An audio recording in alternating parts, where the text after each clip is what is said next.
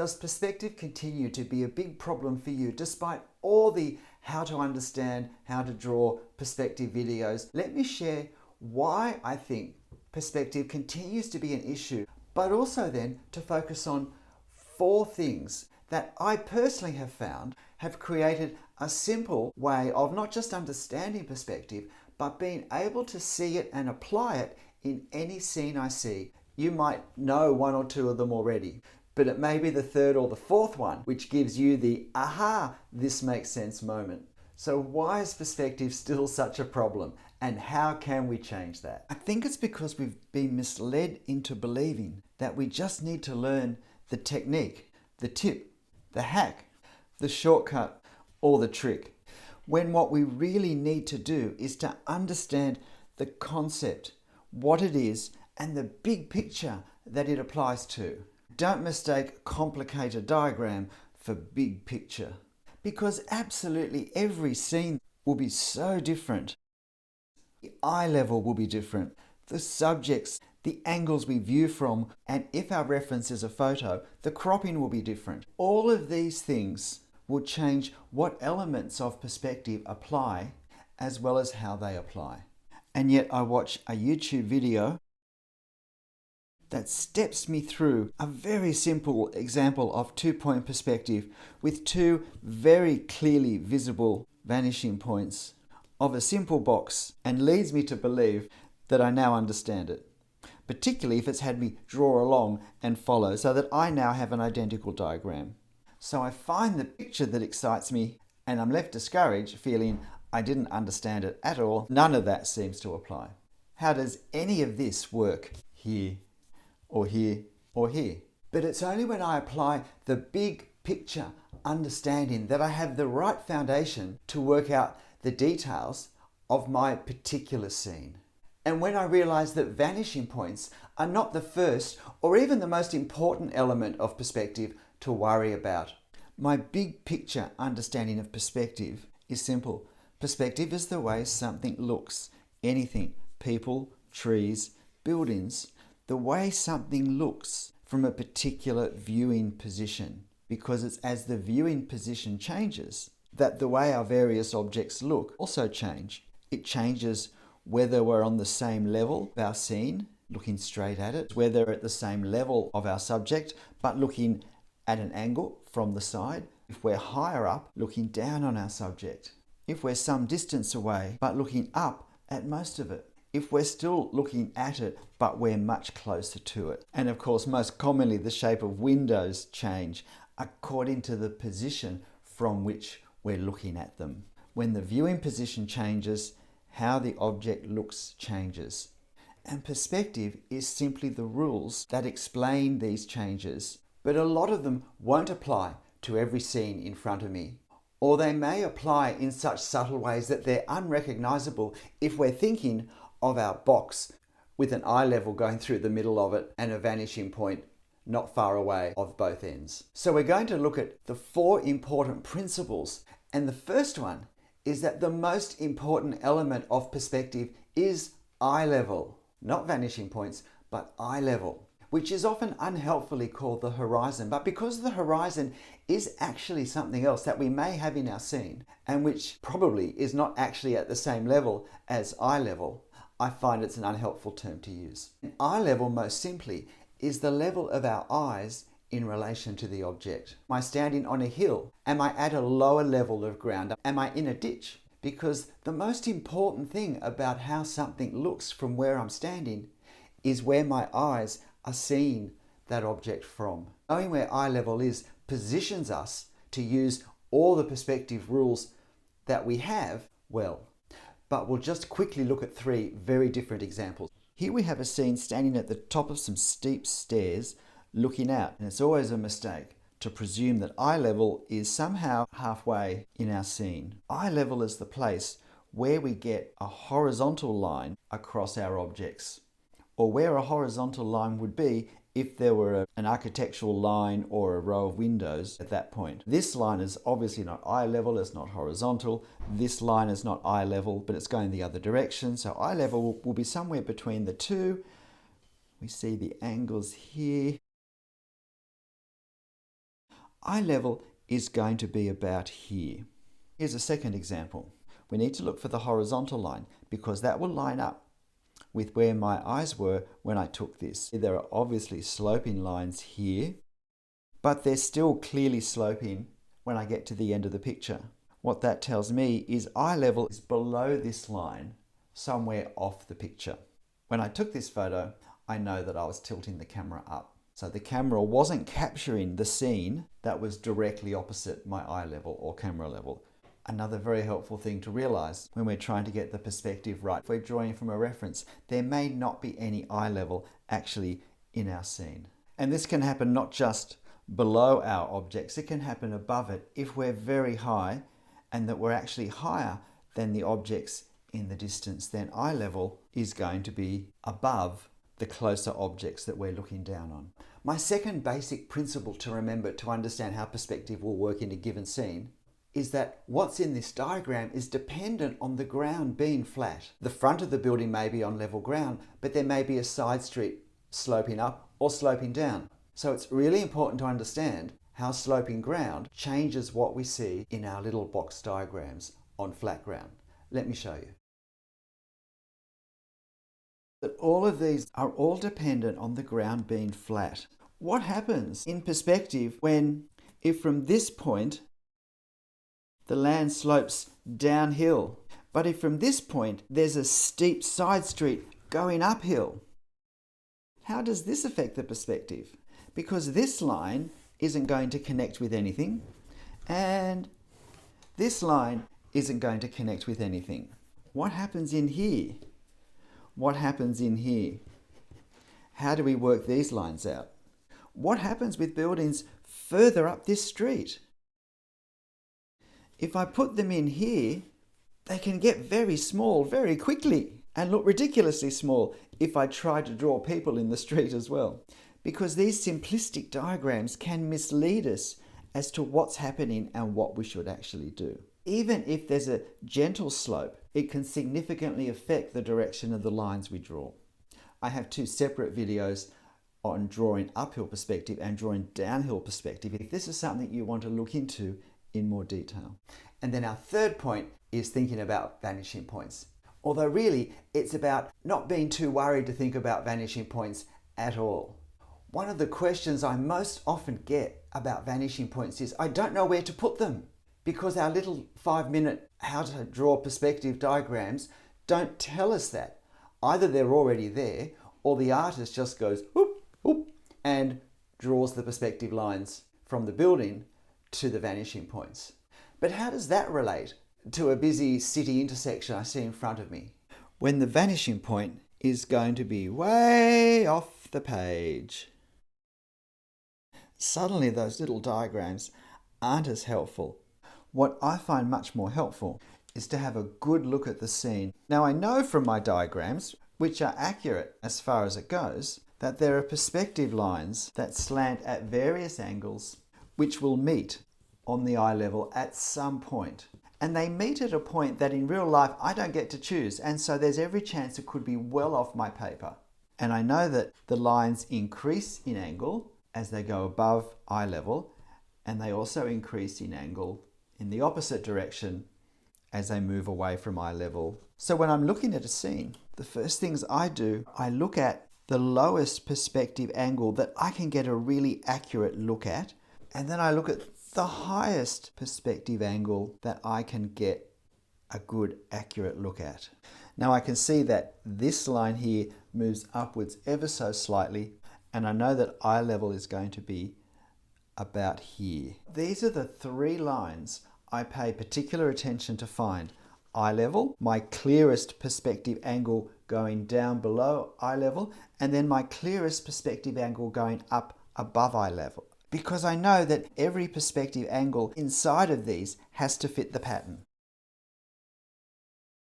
And if there are smaller lines above, they will also fit the pattern. And the pattern is that the angle has to keep increasing the higher the line becomes. This is the principle I take with me. When I draw these lines here, I make sure that the angle increases and I don't fall into the trap of starting to draw them parallel, particularly as they get higher and higher. And if I'm looking at a scene where these lines are going to meet so far to one side that I'm not going to be able to plot a vanishing point. Because of the cropping of this scene, I can't even see eye level. It's way down below the bottom of the image. But I know from my little diagrams that these angles increase as they get higher above the eye level that I can't see.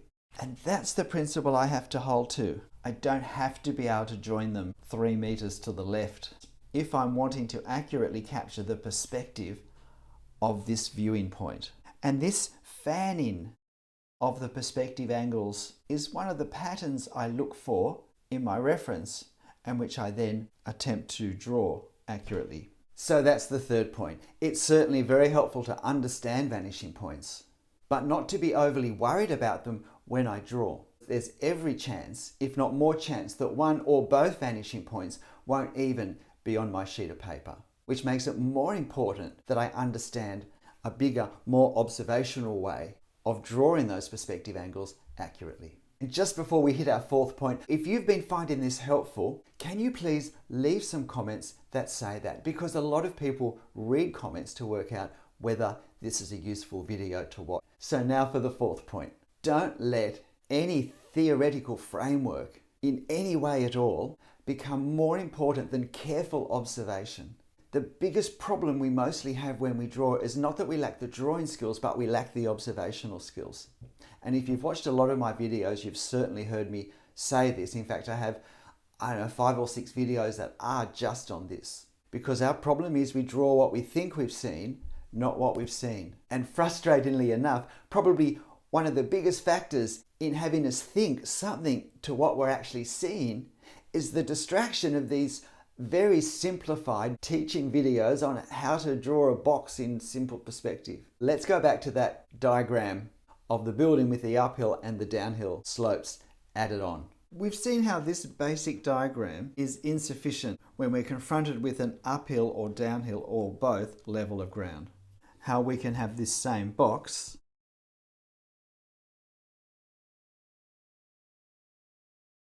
but if instead of being flat, the ground slopes down away or slopes uphill, then it creates lines that don't fit in to our perspective angle vanishing point diagram. Because as we've noted, this depends on level ground. So how do we draw this extra part that may be visible if the ground slopes down? Or what do we do with what would have gone in here if the ground slopes up? This is where the fourth point becomes so important. What we do is what we see happening in life. And these sort of diagrams should never replace looking really carefully to see what's there and drawing it. What these diagrams do is they give us a head start on what to expect to see, but always draw what's there. So here's a real life building that in lots of ways mirrors that diagram. How do I find eye level? What I need to do is to look at my perspective angles. That line doesn't quite go right to the end though. It does hit the ground at some point. And I can see a line here that doesn't go very far along the wall, but I can see a perspective line in that goes up the other way. So eye level is going to be between this line that's going up slightly and this line that's coming down, because eye level is the point where these perspective lines shift direction. When I actually look at the photo, I can see if I use this side of the building, this goes up. This side, this goes down, and I can see that eye level is going to be about here, which makes sense with these vehicles and makes sense with the doorways and these windows at street level. What happens here in the section where the street level is in front of the building? How do we draw that? The way we draw it is to copy what we see, and what we see depends on how the architect decided to allow for the change in ground level. And in this particular building with this particular street, while there are 2 stories here, by the time we get to the center of the building, there's not much left of the lower story because he's been making these windows get shorter and shorter and shorter. Now there's obviously some sort of excavated room in this corner of the building. But what they've done is by the time they've got to the center, they've made one large doorway, which I'm sure has steps going into a floor that's at this level. And on the left side of the doorway, there's not very much of this lower floor at all. When I'm drawing this, I need to pay attention to the fact that this is the last perspective line that goes any distance, and it doesn't even completely go to the other side of the building. How do I get this ground line then? Because it doesn't connect with eye level or the perspective lines. I get it by careful observation. And I also get it by a trick I use when I'm drawing of measuring the angle with my pen. And then I check it. So this line becomes an accurate representation of the slope of this street. And I can't get this angle from my perspective diagram. I have to observe it carefully. This is how I get the perspective angles for all my angles. I use my pen, and if I'm drawing on location, I hold it in front of me and then bring it straight down to the paper. It sounds really bodgy, it's remarkably accurate. And down here on the downhill side, it's exactly the same situation. And because we focus on these instead of looking what's in front of us, we end up with a lot of drawings such as this, where this is a steep uphill street and here we have a building on the corner. Because we haven't observed what's actually happening in our particular street and row of buildings, and we've been thinking more about perspective diagrams, we've been mistaken into thinking that this ground level line is somehow one of the perspective lines and that things have to meet at it. And details such as windows just get smaller and smaller and smaller, but because we don't know what else to do. The answer lies in our reference. Buildings further up the street won't necessarily align with what we've got on the corner because they are in effect higher than this building is. And the problem of our building a bit further up the street, it comes because we're somehow trying to keep everything within the same perspective lines instead of looking at our reference. If we look at our reference carefully, we might well see that this corner actually comes up higher than this corner. And then from there, we need to draw new lines. And we'll place the building, of course, on the same street level. Now this building is not taller than this one. It's just that this corner is higher than this corner. And this is now looking like it could be a steeply sloping side street. And there's room to put the details here and here. And here's one of the tips you'll find on my downhill perspective video, but I'll show it to you in real life. This is a street that's sloping downwards, and we can see that here from the horizontal level of features of our building and then the ground level sloping away. My point is, if we put in a horizontal line. Now this isn't a perspective line, although it's a red line. This is where the building hits the ground. There is the bottom of that building going down a slope. And you'll see that my line actually slopes uphill. Have you ever noticed that before? Would you have guessed that? In fact, when I drew this in a demo drawing, I was about to draw the line going downhill. I kept measuring it with my pen thinking, no, it doesn't slope down very much. No, it doesn't slope down that much. Until I suddenly thought, it doesn't slope down at all, it slopes up. And I only found that out by observing. It's not even what we would think would happen. And I think this is the best example of all for this point. The problem is we often draw what we think we see. We know this goes downhill, so we try and draw the line sloping down, instead of observing what's actually there, which is, although this is sloping downhill in real life, from this viewpoint, from this perspective, the line of where the building contacts that downward sloping ground actually is an upward line that I have to draw on my paper. G'day, I'm Stephen Travers. So these are the things that have helped me navigate the often tricky issue of perspective. I've tried to understand and keep in mind always the bigger picture. That perspective is how something looks when the position we view it from changes. And that's why the most important thing I believe about perspective is eye level, and being able to quickly and accurately work out where eye level is, I think, a very underrated skill. And if you want some more detail on that, I've got some videos on that. And because ground is so often not completely flat in a scene, It's also really important to know that those little diagrams don't apply to sloping ground. And that just as eye level is more important than we often think, I believe vanishing points are actually less important than most of us think. And we shouldn't be so worried about them, particularly when in many of our drawings, they won't even be on the paper. Over all of these things, the overwhelmingly most important one is I have to learn to draw what I see, not what I think I'm seeing. And sometimes that perspective videos can actually confuse us and make us feel we have to somehow include something we've seen in a video that maybe we're not seeing in real life. Learning to observe all the information that I need to take in before I put pen to paper is probably the most important skill to learn. I hope at least one of these points has helped you to think, oh, this makes much more sense now. And if not, I hope that moment's not too long in coming for you regarding perspective. See you next time. Bye.